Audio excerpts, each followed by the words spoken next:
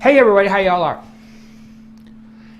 This is going to be the first video that I'm going to process on my new improved machine. I ran a few test videos on some older stuff that I've just kind of put together and ran through, and they seem to work okay. So I'm going to go ahead and try it with this one and do the whole thing and upload it, and I hope you enjoy it. It's a little bit on the informative side, and it's kind of a prelude to the whole big review that we're going to do once I get everything put together. So okay, let's roll the other footage. Okay, so this is going to be a segment that'll be in the final video as soon as we hear something from the company. But this is kind of a representation of what I ended up replacing in my brand new $500 computer to get it to run.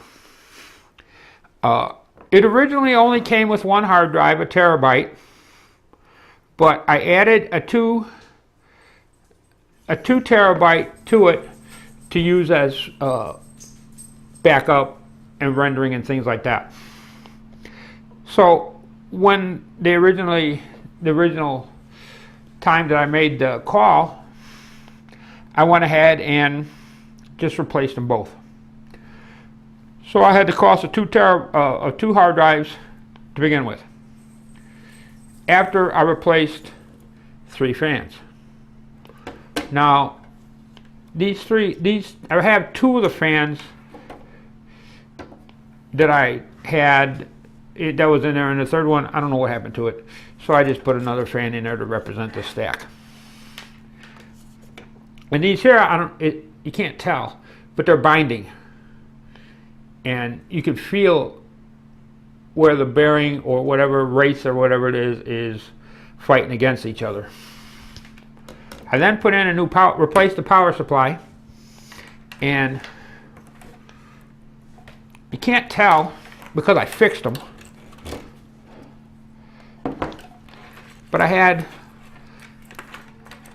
a couple of loose pins in here, which is the main power supply section that they fell out, and I spread them apart and put them back in, and they're actually holding very well now. Some of the plugs inside, the pins that are inside of these are small. They're like they've been crunched down a little bit, and so when you try to plug something into it, it damages the other pin. And I've got a couple of them. This is a APEVA 500 watt power supply, which was what came with it, and I'll tell you what, this power supply kind of sucks. It does not have, if you would buy this machine and you decided that you wanted to put a better video card in it, and it needed a PCIe plug, which is the little square plug that you plug in for to power those plugs, this doesn't have one. I think it's a 12 volt. It's a 12 volt plug or something like that. This power supply doesn't have one. So if you were going to put in a new video card, you have to replace the power supply. Go figure. After replacing all that, I was still having problems with it, and I ended up finding that by taking and increasing the voltage on the chip, I could get it to stabilize, which is telling me that it's got a bad. The chip is questionable. It's probably still usable, but I don't think that I would want to trust it. So I replaced the chip. Well, I couldn't find. These are FX 4300s. I couldn't find them locally. I didn't want to mess around and order them, so I ended up getting the FX 6300s, which are 6 cores, so it's kind of like an upgrade.